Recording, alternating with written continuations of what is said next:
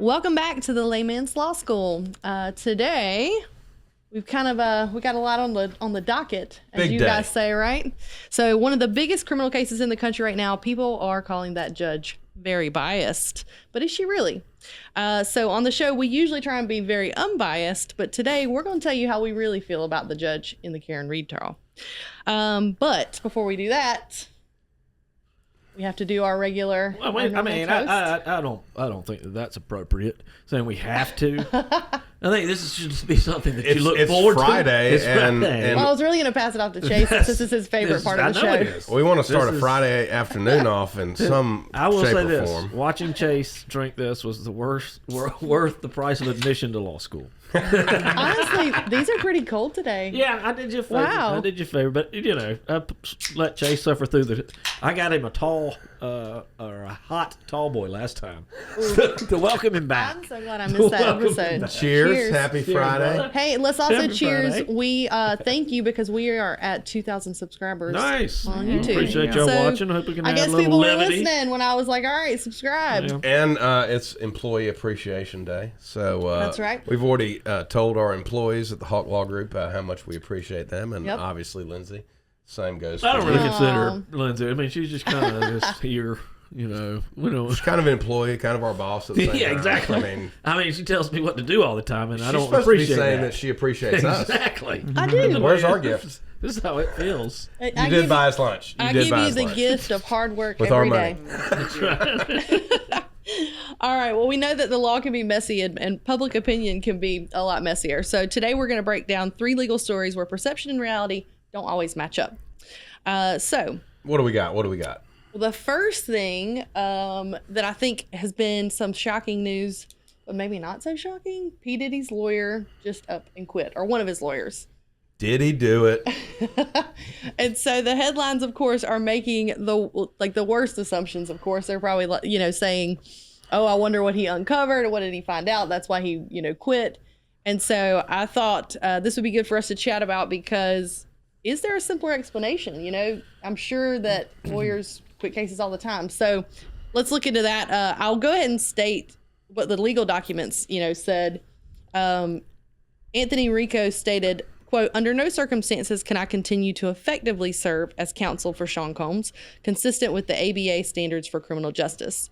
Additional quote said, "There are sufficient reasons related to the protections afforded by attorney-client privilege for brevity in my application for withdrawal," end quote. Well, I'll start us off. How about that? The first thing I think people should understand is it is in a criminal case. It's very difficult for an attorney to be let out of the case, so to speak. And there are certain rules, and the judges, because you're essentially making the case a lot longer when that happens. Because the new attorney that comes in, if that happens, it has to start from ground zero. Yeah, you can kind of build on somebody else's work, but when I take over somebody's case, if something happened or whatever, and that happens frequently, I start from zero. I need to use my own work, and everybody's different in how they do it. So that's there's a lot of reasons to not get out of the case, And that's one of the things that you normally have to put in your motion to withdraw. Yep. Is that there will be no delay. right? But there always is. Of course. there always is. I He mean, did say that. Yeah, I in mean, his and that's what you statement try or and say. whatever. You try and say there's actually not a pending trial date right now, and there will be no delay as a result of my withdrawal. There is a pending trial date in 2 months. In May, right? Yeah. Yeah. Right. So, but the issue in this case, Anthony Rico is a very well-known defense attorney for capital cases, and P. Diddy has 5 other attorneys. Yeah. Okay, and so there shouldn't be a delay. he discussed this with lead counsel prior to quitting, and lead counsel basically isn't opposing it.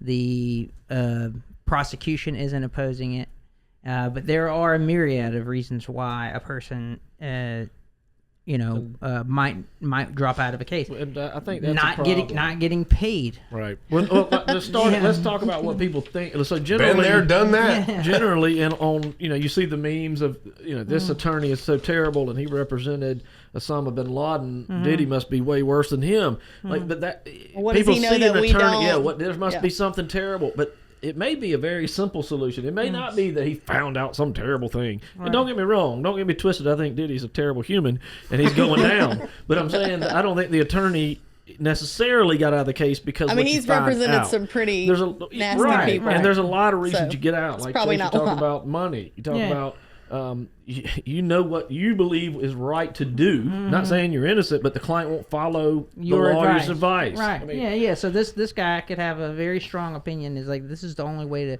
correctly defend this guy, and all other 5 other attorneys say, I want to go a different direction with the defense. Right, and the defendant wants to go the other direction. Well, ethically, he can say, we have irreconcilable differences about how to go about and defend this case, and I can't be a part of whatever their depending. This could be. I think the distinction to me is that people need to understand is it may not be a moral distinction. It's more of a this is how I would like to try the case, and I can't try it the other direction. Not because I think it's the wrong thing to do, but I think it's the wrong thing to do in this situation when I'm working, like in the process of my job. Like, Sean, you did criminal defense for a long time. I mean, and you've been a judge and all kind of stuff. I mean, it's tough. You have 2 separate avenues that you may want to go when you're trying a case. And if me and you were trying a case and I'm going A and you're going Z, we can't work together on it. You know what I mean? It's not going to work out at all. I mean, and there's so many things. Obviously, the media wants to report on it, wants you to come to some conclusion that all this stuff that they have found out in the discovery of the case is just so repugnant that this guy's out. It's like, no, he represented Osama bin Laden, and some,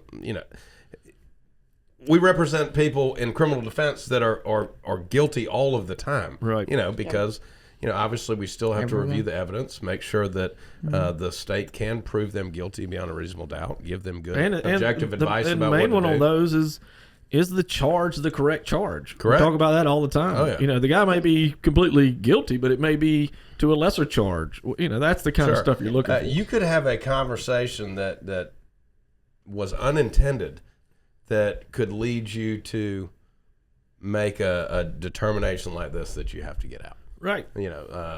Say, a client, comes to you and says, all right, this is what happened. And you say, okay, we're going to see what we can do to help you, see what we can do to minimize some of this stuff, get, maybe work out a case. And then later on, client changes their mind. No, you know what? I want to go to trial. Yep. And this is what I'm going to tell. I'm going to say that this happened. Well, right then, you cannot put your client on the stand under the professional rules that lawyers have to follow, and allow him to lie. Right. So you could have a casual conversation with your client later on down the line where he says, you know what, I'm going to say this or something, and you would be forced to withdraw. And most of the time when you are withdrawing, you can't give an explanation. No. Because it's always going to involve privileged communications between yourself and the client. It's just, so it always seems mysterious, right? But the judges generally get that, when you say that, it's obviously something that is, likely going to lead to you having to breach the rules of professional responsibility, which you cannot do. Right. So so then if that's the case, so I understand, like, that made perfect sense to me when it was like attorney-client privilege. Of course you can't talk about that. Mm-hmm. Why would you ever give a reason then? Like, if you were an attorney, like, what? It seems like you could always say that, right? Generally, that's always going to be the reason. Yeah. It's always going to be the reason that I have to withdraw based on the rules of professional conduct. Yeah, and then you don't have to give any there's sometimes you can, but I mean, that really gives the judge the discretion. And we've talked about judges' discretion a few times on here, and sometimes, when you're talking about like a temporary restraining order, the judge's discretion is going to lean towards the safety because they're not going to know all the facts. In this type of situation, the judge is going to lean towards the attorney. He's an officer, or she's an officer of the court, and if you pry, then you start to make this attorney become vulnerable to the ethics board and everything else. Yeah. So the judge is going to give you more leeway with that. But there are certain, especially in civil cases, when you say, And that's a little bit more less lenient in civil cases. They're like, why are you trying to get out of this thing? And you got to go, look, here's what happened. They're lying to me, you know, that kind of thing. Yeah.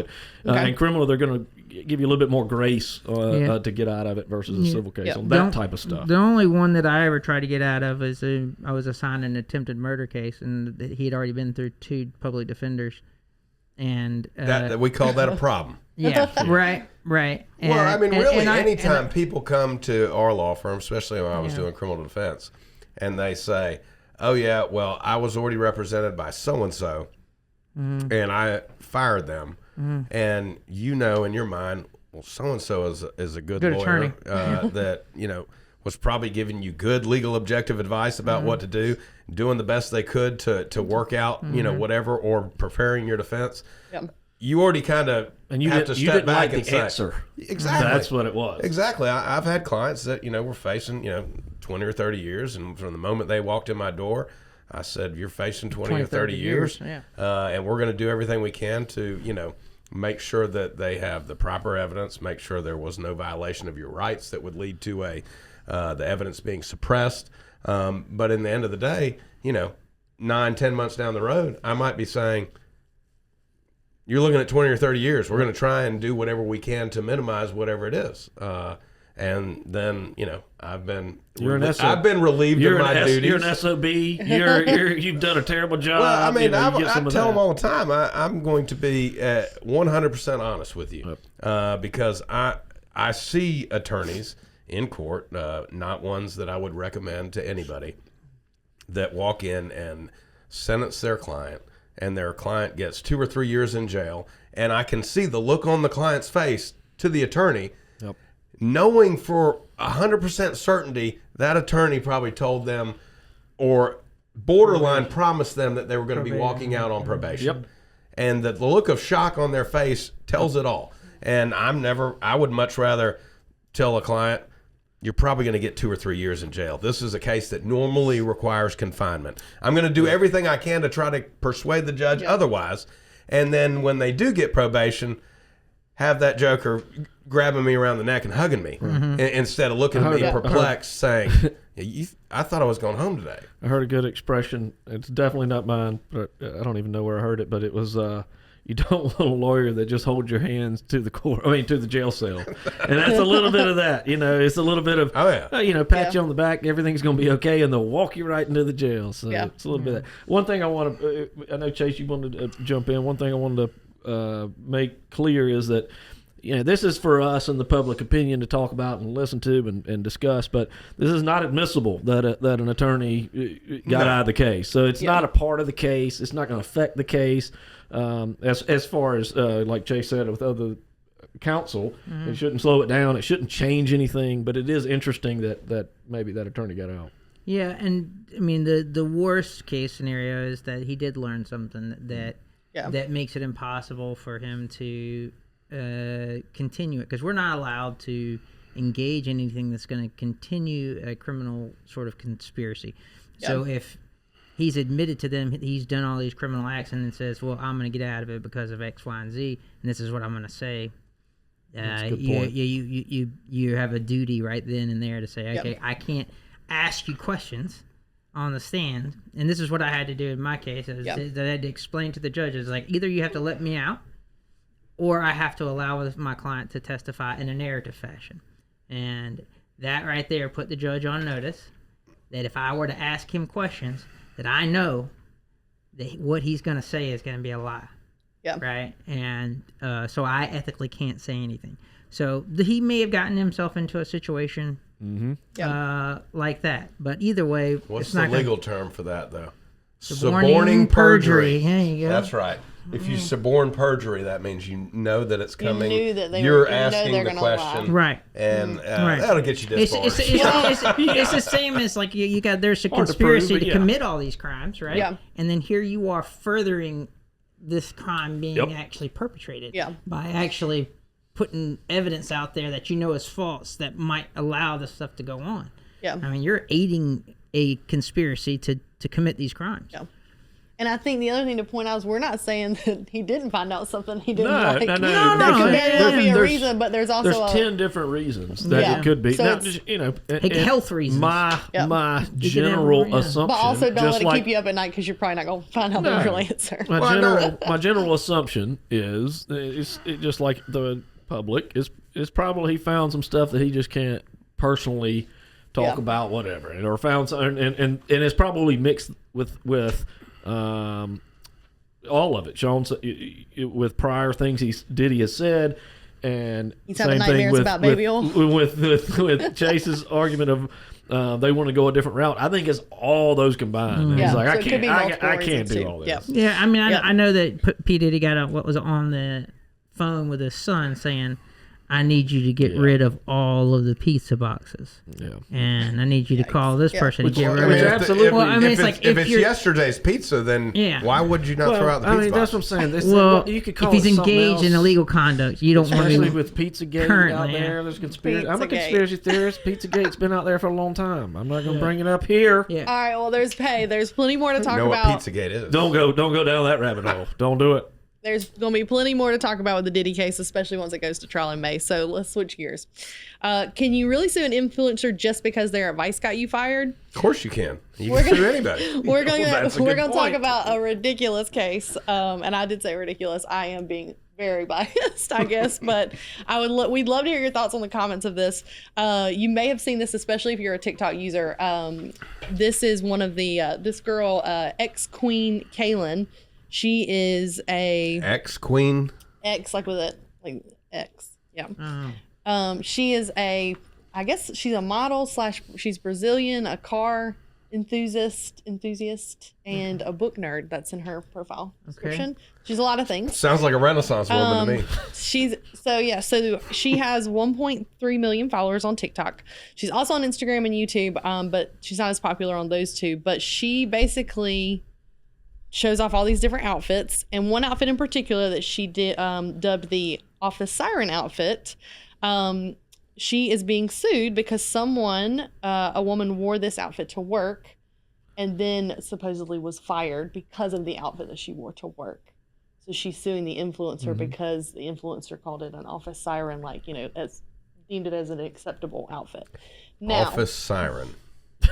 yeah, We so got it's catch a showing new- up on these Have new you, terms. have you seen the dress? So it's a Gen Z fashion trend, right? Like Nice this dress. Would it office raise siren. alarms? It's a nice dress. It is a. We'll see if we can. We're gonna throw a picture up of Yeah. it. Okay. It's just This a tight dress black dress. is It's a very tight form black fitting. dress. Shows all There's the curves. no- okay, there's- here we go. Sure, but it doesn't reveal. No. Okay, it's sleeveless. To be fair, right? Like maybe that's not appropriate in a corporate office setting. But other than that, it's floor length. Floor length, yeah. It goes all the way at the back. I mean, there's not really. The thing is, we don't know what the it other. is revealing. Right. I mean, as far as It sounds like a dress, but a bodysuit There you that go. is a dress. There you go. Very Okay, similar. I'm visualizing there. With no separation of legs. Meaning bodysuit. Oh, correct, because it's a dress. Of Yeah. course. Yeah. So, just let you know. yeah. So I think the thing about this is let's give it a legal reality check That's here. what I'm saying. That's The bring chances it of back. this case going to trial. Zero. Absolutely zero. Zero. Because not because that it's a poor idea or poor whatever. The reason is it won't go to trial is because you cannot get a issue of law, which this would be, to a jury. And so a judge is going to, it's called a summary judgment motion. I do a lot of premise liability. You get those in every premise liability case you have. You're going to get a summary judgment motion. Essentially, that is the other side saying you don't have, even at the best of your case, even if we admit everything you say, and we don't, but if we did, you don't have enough evidence to even get it to a jury. Yeah. And that's why this case will, you can, like Sean said at the lead in, you said, can you sue them? Yeah, you can sue them. Sure. Yeah. But at the I wouldn't. Yeah, right. But you I'm can gonna do waste it. my time and money on it, but Exactly. And the reason we bring this up is because very often we talk about the fact that yes, you can sue for anything that you want, but do you really want to waste? Y'all say this so often. I feel like it's ingrained in my head now. do you really want to waste the legal system's time and 12 people to be brought into a jury and waste their time away from their families, their lives, over the fact that your dumb wore an outfit that you saw on the internet? And there's so many things wrong with it legally. I mean, honestly, you talk about if she had it. Is she a firewoman? What is the claim? Well, I'm saying, is she a firewoman? Does she have to wear a fire? Like, how do you know what kind of job is it? If there is anything, it's going to be against that company, not the influencer. Yeah. But I mean, let's say, what if she's a nurse? And she's like, well, this influencer told me that I could wear this dress. No, you have to wear scrubs, right? See, I'm just totally getting different visuals. Office siren dress as a female firefighter. Office siren nurse. Office siren dress as a nurse. It's like Halloween, right? Yeah. I'm just saying. So that's way out. But if there is a claim, it would be for wrongful termination against the company. Yeah. Right. Yeah, and the only reason this is in the news is because it is so outlandish. Well, it's more in the news on TikTok. It's not really in the news. Right? That she would probably for a reason think that she could sue over something like this. So and it is funny, and we laugh about it. But the thing that it does hurt is it does put it out there in the public that they think that this is an actual claim, and we really need to reform these torts that are happening. This is not a tort. This is not even anything. This is nothing. This is a woman that is spending her own money. Like my dad always says, people bring lawsuits, attorneys don't. It's the people who bring them. So if you're mad at how many cases there are, blame yourself, because the people bring the lawsuit, right? Or an influencer that has colloquially heard a comment that somebody might have gotten fired over this, right? And has brought this story 100% out on the TikToker web just to have more influence or followers or views, shock value. What that they have. Yeah, and in particular, so we didn't bring this up today because we're trying to validate that this story, whatever. I would go as far to say if you go to her page and you look through, you're like, this almost feels like a publicity stunt. And we've had some recent talks about that too, haven't we? With other stuff we've talked about. Even if it is, this is a case that will happen. And it will, if it didn't happen this time, somebody will do it. Somebody will file something. But I think the thing to point out too, though, is like there are instances that have happened where influencers have been sued, and rightfully so. One thing this has happened several years ago. There's been documentaries on it and all this kind of thing. But I don't know if y'all remember the Fire Festival? Oh yeah. I remember it because I saw the documentary on Netflix. Number two looks just like it's coming up. It looks like it's going to be. Is the same guy throwing it? Oh yeah, we got them all coming back, and right now the island that it's supposed to happen on just put a statement and said we have no idea what they're talking about.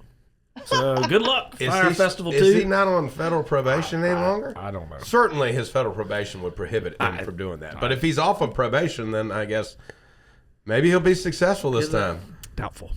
Yeah, we might be covering that on a future. Look forward to episode. Fire Fest 2. Yeah, if y'all don't know what it is, check out the Fire Fest and it's FYRE documentary.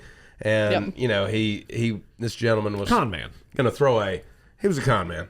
Going to throw a huge concert festival party at a remote island and got a lot of celebrities, influencers to post images on their social media in order to promote it so that people would buy tickets and everything. And when the ticket people, which we call them in Augusta, patrons, showed up to this Fire Fest, it was an absolute disaster. Puts it disaster for didn't have proper accommodations for them. Everything was just a hot mess. Everything. No food. There was like no running water. They had basic FEMA igloo-looking plastic domes for people to sleep in. Yeah, when I say only for some, I mean there was only enough of those pieces of crap for a handful. Oh yeah, like it was all in the mud. But when I see those videos of people at like Bonnaroo and things like that when it rains, I thought that those people would have been at home.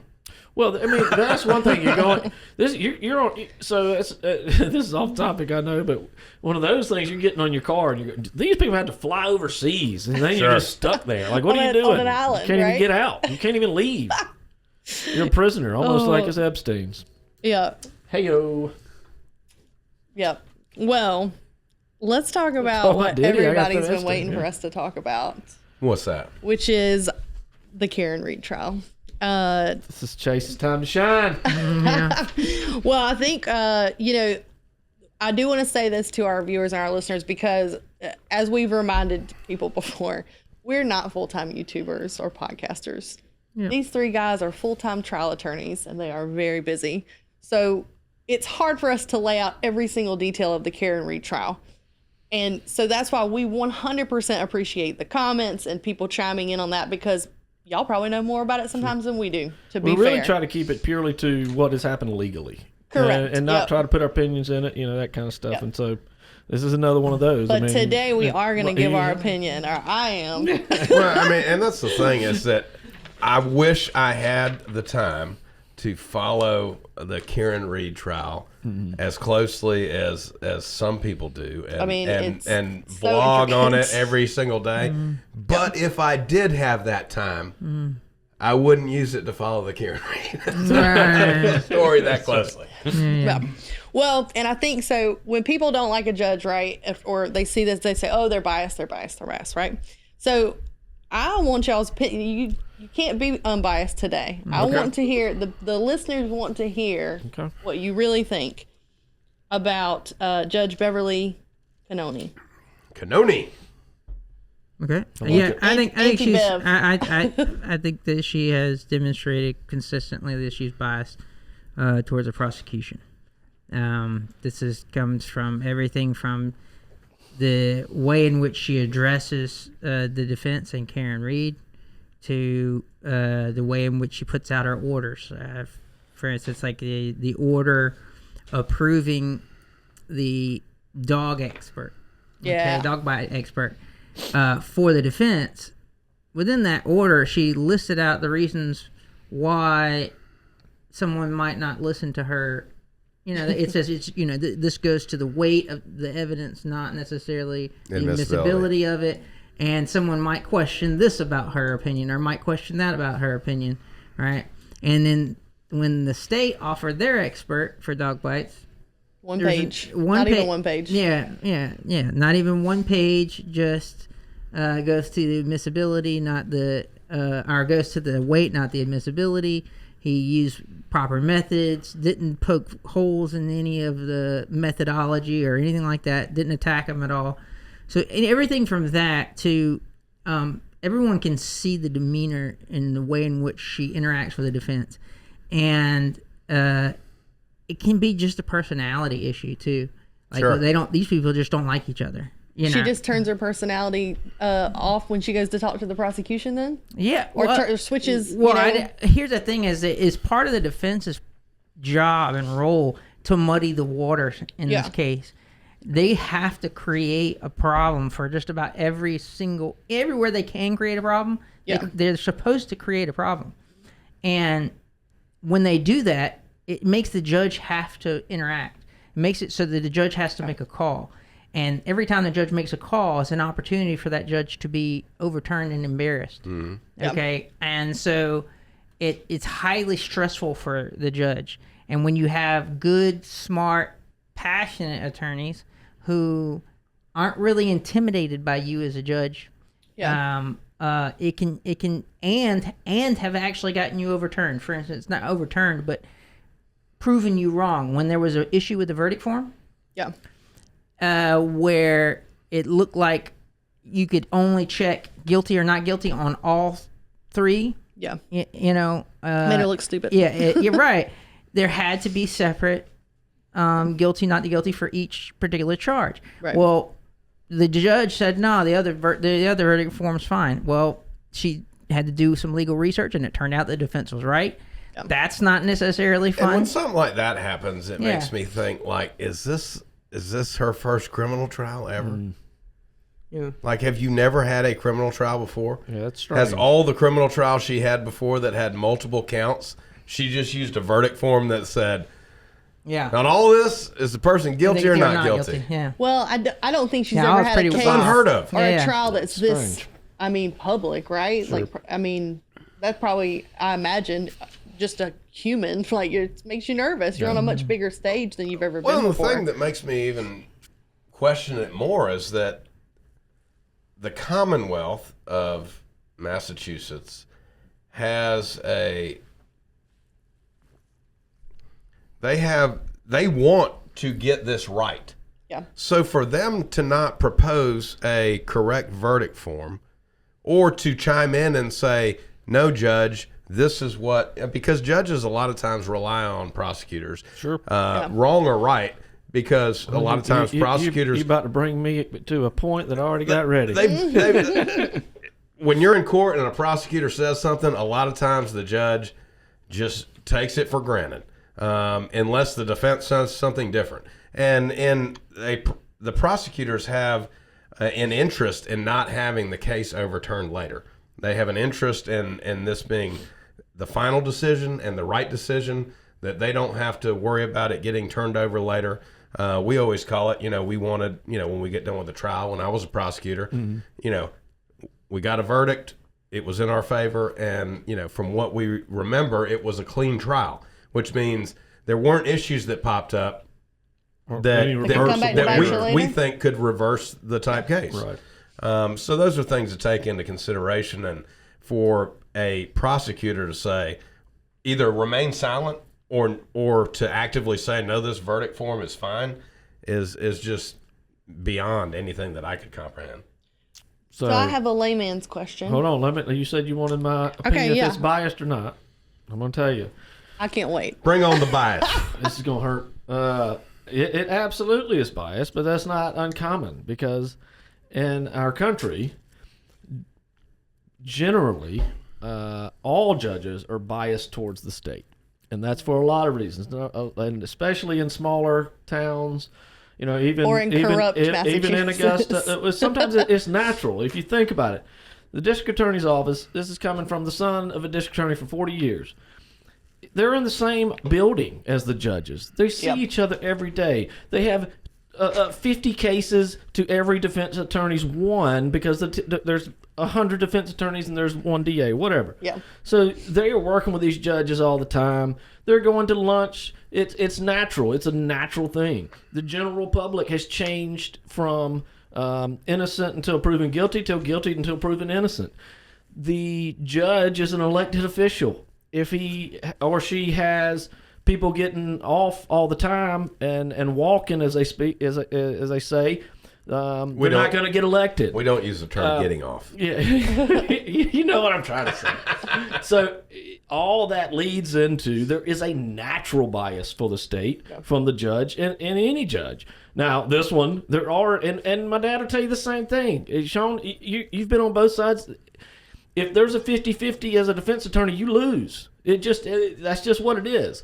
So in this, you're already looking at a bias in general. This one is like 75% bias versus a 60% bias that you already got. Yep. So I think it's automatically a bias, and then you got an extra one on top. Yeah. So all the judges out there, I apologize. I know you are going to hate me, but if you wanted the truth, you got it. I would say that in the clips and things that I have viewed of this judge in the Karen Reed trial, which I haven't been there. I haven't watched the live cast of all of the hearings and the live cast of the whole previous trial. I would say that she could definitely do a better job of her demeanor when she is talking to the defense counsel. Without question. But I'm saying that based on only the clips that I've seen. If they're Sean, even the clips you've seen, but if there's 5 or 6 fair, clips, but I'm saying even if those 5 or 6 clips, that's not how you should act as a judge. It occurs to me, No I matter might have what. stacked I know, the deck but if you. if you have if defense attorney brings up this issue and wants to argue this issue, and we go over it ad nauseum, and I make a ruling that this is the way it's going to go. Sure. And then 2 days later, the defense attorney brings up this issue again. And then 3 days, all that stuff that we don't see necessarily, Absolutely. possibly, that occurred. And then we just get the clips on the internet of where oh, this judge is acting rude. At some point, yes, you do have to tell attorneys, we've already talked about this. Right. I'm not going to address it again. That issue's settled. That issue is settled. So I don't know whether that's occurred or not, but there, for people that have watched everything, like Chase has watched a lot more than me. Yep. He's looked at a lot more than me, and he's of the opinion that. Well, that a lot of she's our subscribers biased. have most certainly watched tons, so we'd love to hear your thoughts in the comments for sure. Yeah, one of the issues that's come up recently, though, is there's a motion to dismiss. There's a motion to dismiss for the prosecution's failure to turn over exculpatory evidence in the form of these videos. They're still coming out with new videos of the Sally report, and after the trial has already occurred. Yeah, right, exactly. That's a problem. That's a problem. And there's a lot of evidence that they had it, spring of 2022, and then they're emailing each other that, hey, this is an issue. We need to strategize about how we handle these videos. So they knew about it, knew that it was evidence that was important. Didn't disclose it. And didn't disclose it, and then only turned it over in October, during the trial, and then it had all the problems with it. Now, the issue, as it comes to the bias of the judge, right, is the way in which she actually attacked and went after the defense, because they filled out an affidavit, and one of the affidavits basically talked about Officer Fanning, who was supposed to be a security agent, or one of the security guards that was overseeing some of the jurors, and he actually came forth with some evidence that had one of the defense-leaning jurors removed, and that's another part. He was of the motion. commander of security for the entire trial. Right, and that's right.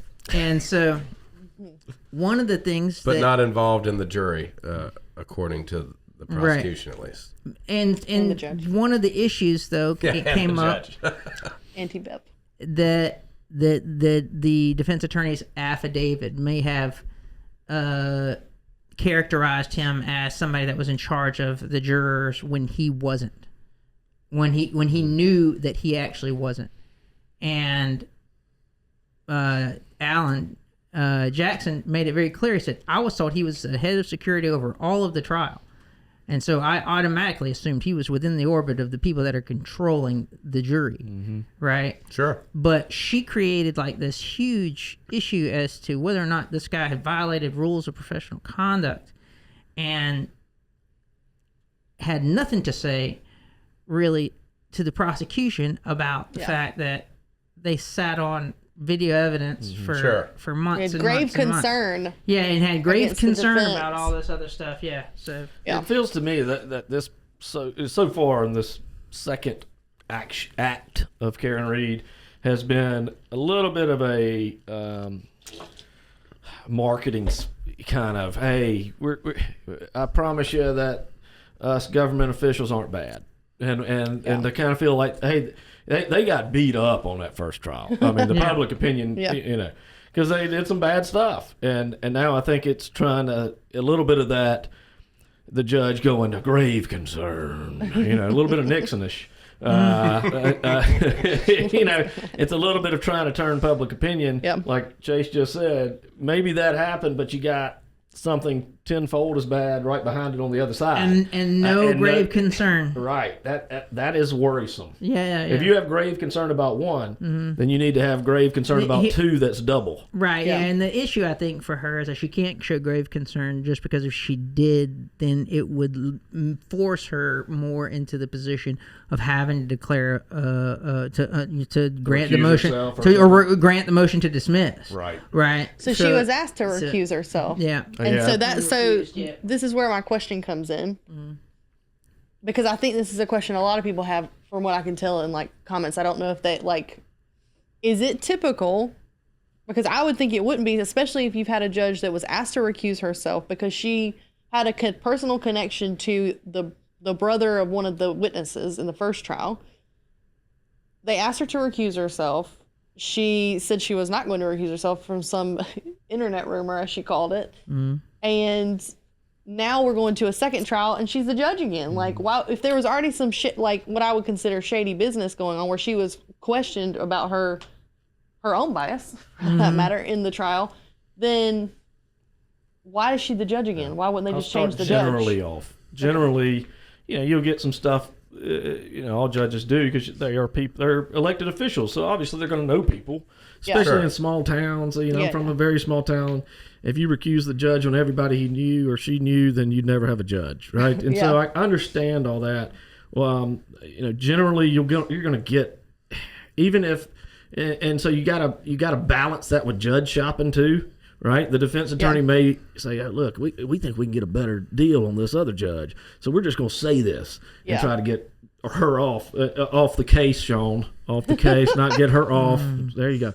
Thank you. You're welcome. Thank you for the clarification. Yeah, we require specificity here at Layman's Law School. I'm sorry. Yeah, so that doesn't surprise me.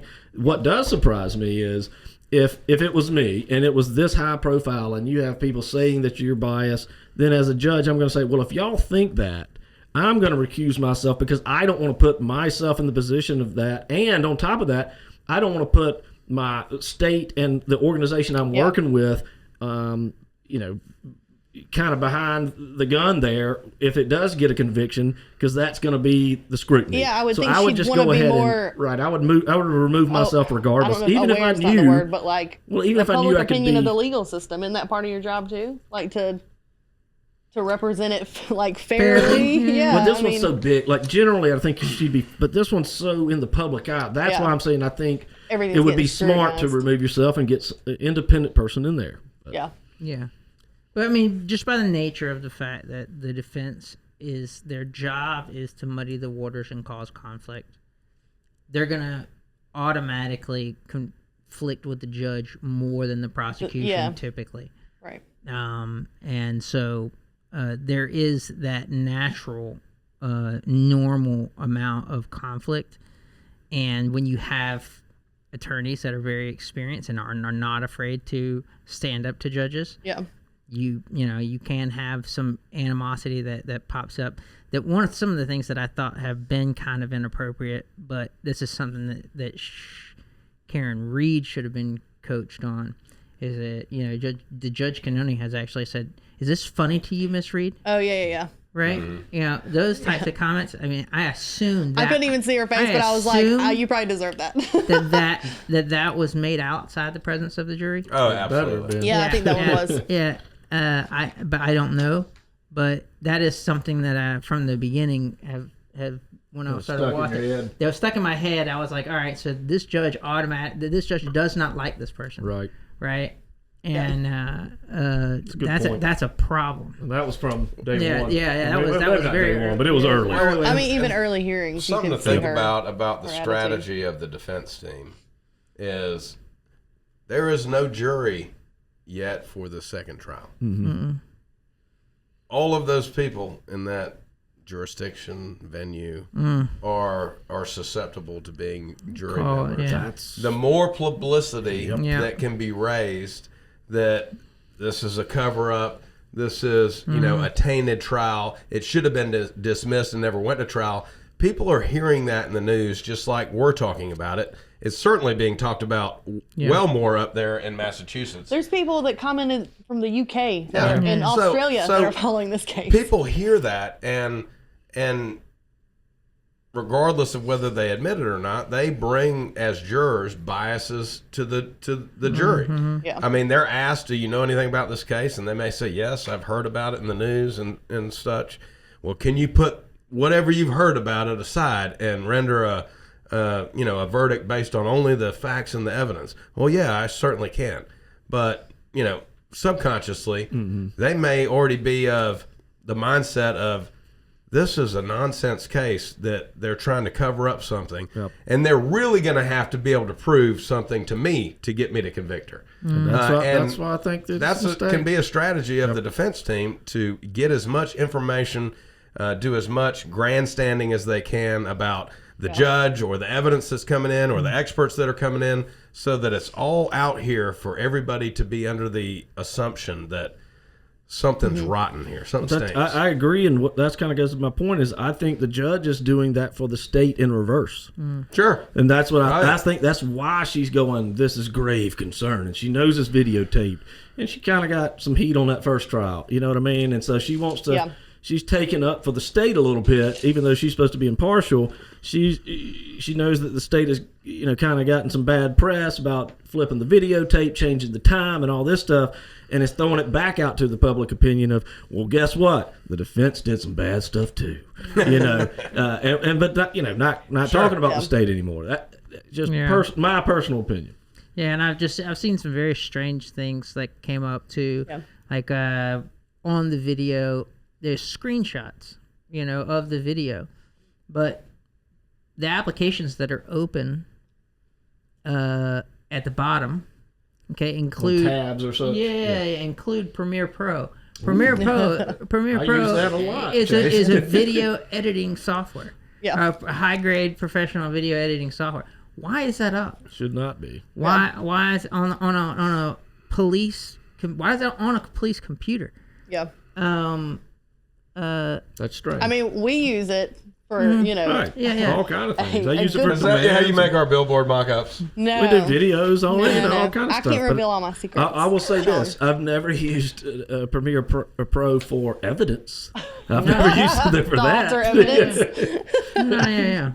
So there's some really fishy things that have gone on, and Judge Cannoni kind of already siding with or seemingly siding with the prosecution is not helpful in the whole perception, the perception of whether or not this is a fair trial and all that. So it's a little bit of a black eye, but hopefully in the second trial they can get to a jury and get a resolution that reflects sort of what the investigation, what the evidence actually shows. Yep. Because that's what it is. I mean, you might think that she's involved in some way and should be punished. The question is, in this country, as a matter of fact, I do. In this country, it requires a certain level of evidence before we decide we're going to put somebody in jail for a crime as serious as this.